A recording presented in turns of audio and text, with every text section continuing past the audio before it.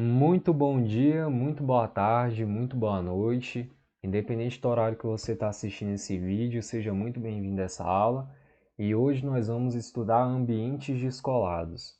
Antes de mais nada, queria dizer que descolados na geografia não tem nada a ver com o conceito aí popular que a gente tem de pessoa descolada, né? Que é aquela pessoa que tem um comportamento, digamos assim, um diferenciado, né? Tem uma atitude diferenciada, se veste de uma forma diferente, elas são ali classificadas como pessoas descoladas. No entanto, aqui na geografia, esse termo ambientes descolados, ele se refere a outras questões, a outras instâncias, né? Como vocês podem observar nesse slide aqui, né? Então, aqui no slide vem dizendo o seguinte, né? Vem a definição, né, de ambientes descolados, que são ambientes associados à descaracterização das condições naturais, né? Ou seja, são as cidades, né? As condições naturais, o solo, né? A terra, enfim, o, o, o, a arborização, né? Na cidade de uma forma geral, né? Elas têm, por mais que você tenha parques, tenha áreas verdes aí na cidade, de uma forma geral, ela está totalmente desconexa aí com as condições naturais, né? Você tem áreas aí totalmente pavimentadas, né? Enfim, os ambientes escolados são justamente os meios urbanos, tá? E que estão aí totalmente dissociados, né? Descaracterizados das condições naturais, né? Um rio, por exemplo, numa cidade, geralmente ele está poluído, né? Numa condição natural, esse rio estaria ali funcionando com seu ecossistema normalmente, mas em um ambiente descolado, né? Ele ele está fora ali das suas condições naturais e, enfim, é isso, né? Ambientes descolados são ambientes associados à descaracterização das condições naturais, tá? E isso pode gerar algumas consequências, né? É o que a gente vai ver aí nos próximos slides. E o primeiro deles aí é o crescimento desordenado, né? Como a gente viu nas aulas anteriores aí, as cidades se tornaram ambientes cada vez mais atrativos, né? Então muitas pessoas aí saíram do campo, foram para a cidade, só que elas não tinham aí, né, condições aí de morar nas partes centrais ou nas partes que provinham de melhor infraestrutura e foram morar, né, em lugares, em habitações geralmente mais afastadas do centro ou locais que têm um crescimento totalmente desordenado, como a gente pode ver nessa imagem, né? Vocês, por exemplo, podem ver que aqui não tem nenhuma arborização, né? Pelo menos nesse local aqui. Vocês veem que está tudo concretado, né? Tudo pavimentado e as casas estão muito próximas uma das outras, né? Fazendo com que a circulação do ar seja ruim, né? Nessas áreas, quando você tem construções muito próximas uma das outras, você não tem um espaçamento, a circulação do ar, ela não vai ocorrer de forma normal, né? Enfim, esse o primeiro aí das consequências, né? Desse descolamento, né? Depois, a segunda consequência que eu trago aqui para vocês é a destruição de ecossistemas, tá? O meio urbano, né? Ele muitas vezes ele causa a destruição de ecossistemas, né? Aqui vocês podem ver essa imagem aqui no Rio de Janeiro, muitos peixes mortos, né? E isso se dá muitas vezes por causa da poluição, né? Das águas, né? Alguns elementos químicos que são lançados aí dentro aí dos rios, dos lagos, dos mares, que vão fazer com que, em muitos casos, o próprio lixo, o excesso de lixo, isso vai danificar o ecossistema do local, né? Vai fazer com que a quantidade de oxigênio disponível na água seja pouca. E com pouco oxigênio na água, né? Os peixes obviamente não vão sobreviver. E você tem aí também a questão do desmatamento desenfreado, né, que vai causar aí uma destruição do ecossistema, as queimadas, né? São problemas aí, principalmente aí do avanço urbano, da industrialização, que estão diretamente associados aí, né, ao descolamento, né,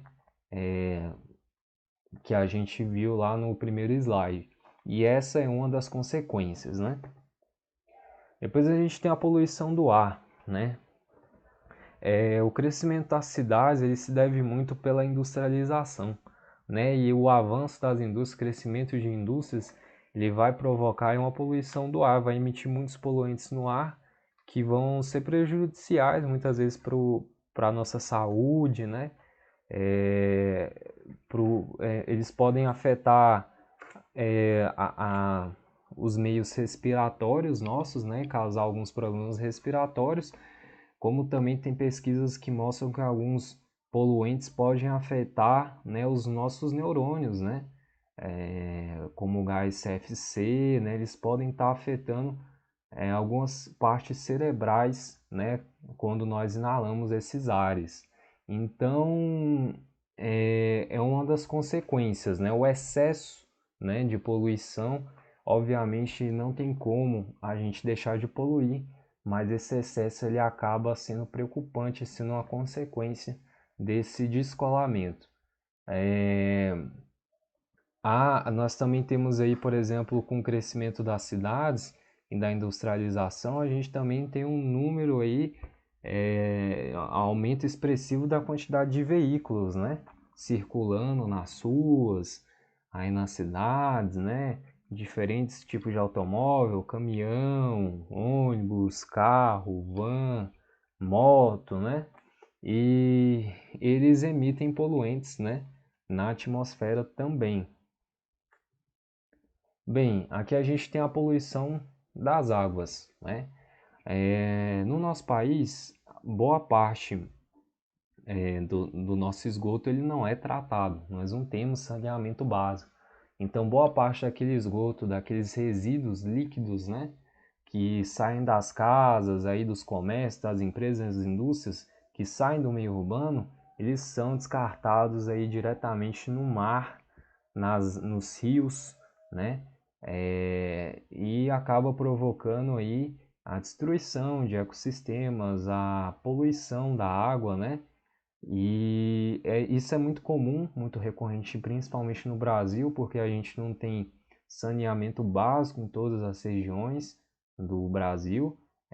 São poucas cidades que você tem um tratamento ali eficaz, né, de água, um tratamento eficaz, né, das águas poluídas, das águas sujas. E você também tem o descarte, né, da população, como por exemplo ali no Rio Tietê. Ali no Rio Tietê, você não tem só rede de esgoto que desemboca ali, mas você também tem pessoas que realmente jogam lixo, descartam lixo lá e vai provocar poluição das águas que vai acarretar em vários problemas, né? E vamos aqui para o próximo slide, para o próximo tópico, que é a poluição do solo e resíduos urbanos. Bem, eu trouxe a imagem aqui de um lixão porque é o seguinte, como eu mencionei antes, né, o Brasil tem poucas unidades de tratamento, né, de saneamento básico, tratamento de água, e também tem poucos aterros sanitários, né?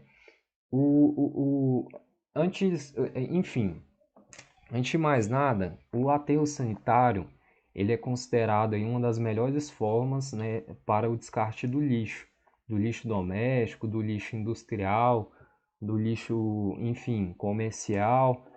Ele é uma das melhores, né, formas de descarte do lixo, o aterro sanitário. E é o que deveria ser implantado aí nas cidades brasileiras, mas nós temos uma quantidade muito pequena de cidades que trabalham com esse sistema, né? O sistema de aterro sanitário ele tem uma espécie de hipermeabilidade, né? E por que ele tem essa hipermeabilidade?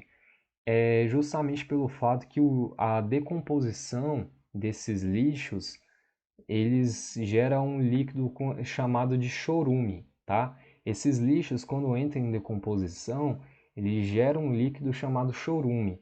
E esse líquido, ele vai poluir o solo e muitas vezes entrar em contato aí com os lençóis freáticos, né?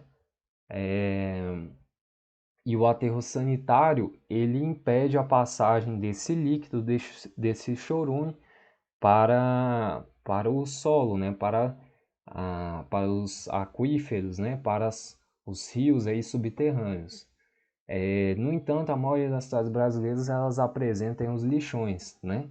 Que o lixo aí fica em contato direto com o solo e a decomposição desse lixo, desse material, ela cai, né, ali diretamente no solo, polui ali diretamente o solo, sem nenhum tipo de proteção, né?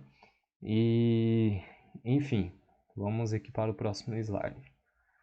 Bem, ilhas de calor. O que são ilhas de calor?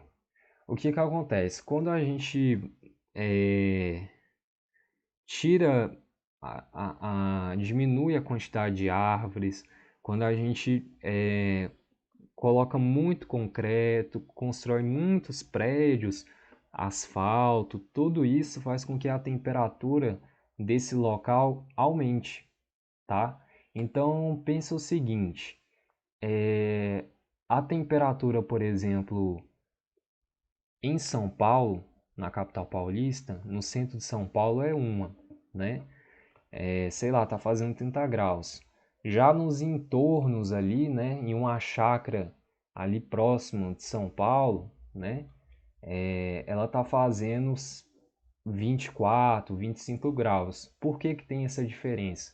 Justamente pela falta, né, de prédios, né, pela falta de asfalto, pela falta de calçamento, né, pela falta de carros, né, pela falta de indústrias, que aquela região, né, mais afastada ali do centro da cidade, ela vai ter uma temperatura, vai ter uma tendência de ter temperaturas mais baixas. E os locais, né, onde você tem uma cobertura do solo através do asfalto, do calçamento, né, isso faz com que o ambiente fique mais quente, tá? Porque e você também não tem arborização, né?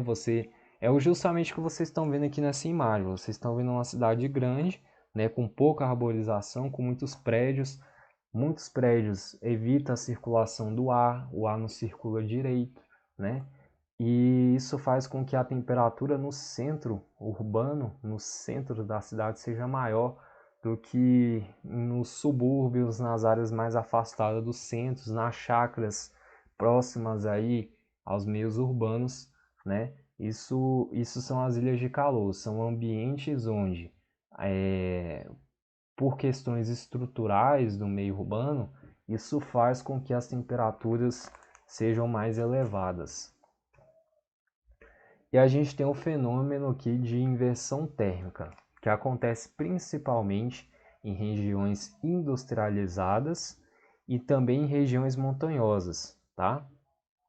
Como vocês podem ver nessa imagem, né? E o que acontece? O ar mais frio, que ele é mais denso, ele fica embaixo e ele é impossibilitado de se dissipar, né? Porque você tem um ar mais quente concentrado ali, que é menos denso, né? O ar mais quente concentrado ali na parte de cima. Então, o ar mais frio ele fica concentrado aqui na parte de baixo, né? E o ar mais quente fica na parte de cima, porque ele é menos denso. E você acaba tendo uma inversão térmica. Então, a região aqui próxima à superfície terrestre, ela vai apresentar temperaturas mais baixas, né? Mais frias, né? Porque, né, esse ar vai ter dificuldade de se dissipar, né? De se espalhar. E isso acaba gerando um problema, porque esse ar frio, ele geralmente está acumulado aí, né, com poluentes, e eles ficam retidos aí próximo à superfície, esses poluentes, e pode acabar gerando uns graves problemas e uma série de consequências de problemas aí respiratórios, enfim. E a gente tem aqui na parte final a questão das doenças, né?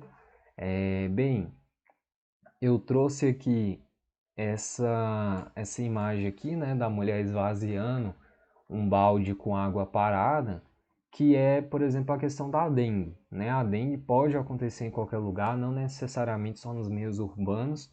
Ela pode acontecer nas zonas rurais também, mas ela é muito mais comum nas áreas urbanas, justamente porque você tem muitos terrenos baldios, né? Que acumula água parada. Você tem muito pneu jogado nas ruas que acaba acumulando água parada e tendo esse problema da dengue, né? Então todos esses problemas aí que são consequências, né, desse descolamento, né, eles muitas vezes trazem doenças junto, né? E o que que acontece? Além da dengue, né, você tem um problema, por exemplo, da leptospirose, né, que é uma doença aí relacionada à urina e às fezes do rato. E o que que acontece? Geralmente quando tem enchentes, né, toda aquela água entra em contato com os lixos das ruas, né, e acaba invadindo, às vezes, as casas das pessoas, e as pessoas tendo contato com aquela água, né, e enfim, pode acabar acarretando que as pessoas tenham alguma doença em consequência dessa poluição, né? Você tem ali resíduos, né? Chega uma chuva, provoca uma enchente e acaba aí acarretando em algumas doenças. E você também tem, né, problemas aí relacionados a doenças respiratórias, né? Pessoas que sofrem de asma, bronquite, né? Com a poluição do ar atmosférico, isso acaba agravando os problemas, né, dessas pessoas. E, turma, por hoje é isso. São conceitos aqui bem simples, né? São conceitos que são abordados aí no dia a dia, tanto nos jornais, na televisão, na internet, esses conceitos aqui para vocês. Mas de qualquer forma eu trouxe aqui eles para vocês, revisei ele com vocês, porque é importante esse conteúdo. Ele não é só de geografia, mas ele também faz parte aí de atualidades, podemos considerar, né? Porque a urbanização, conforme a gente viu nas aulas anteriores, no Brasil é um fenômeno recente, né? E esses problemas também acontecem diariamente, esses problemas ainda é um desafio para nós e é um assunto que vem sendo trazido aí na mídia constantemente, tá? Então, de qualquer forma, esse conteúdo aqui, ele é de geografia, né, de urbanização, mas também ele é de atualidades, né? Mas apesar de ser um conteúdo simples, né, de você vai gravar fácil, vai aprender rápido, essa questão, por exemplo, aqui de inversão térmica e de ilhas de calor, você não é tão abordado, né, nos noticiários. Os noticiários falam mais a respeito de poluição, né, mas de ilha de calor não se fala tanto e nem de inversão térmica. Então, dê uma revisada nesses assuntos, né, se quiser pode voltar ao vídeo, né, aí para a parte que eu falo de inversão térmica, explico o que é inversão térmica e o que é ilha de calor. E também pode dar uma pesquisada aí no Google, né, e alguns sites confiáveis aí que vão estar trazendo a definição de ilha de calor e de inversão térmica, né? Porque, como eu falei, são conteúdos que são abordados aí diariamente na mídia, nos jornais, nas televisões, na internet, mas esses dois aqui, né, ilhas de calor e inversão térmica, eles não são tão comentados, né? E são assuntos que são cobrados. Então, para que vocês possam fixar, se você preferir, volte aí o vídeo, né, para você relembrar, para você realmente gravar a definição desses dois conceitos, tá? E turma, por hoje é isso, tá? Até a próxima aula, um abraço, fiquem com Deus e até mais.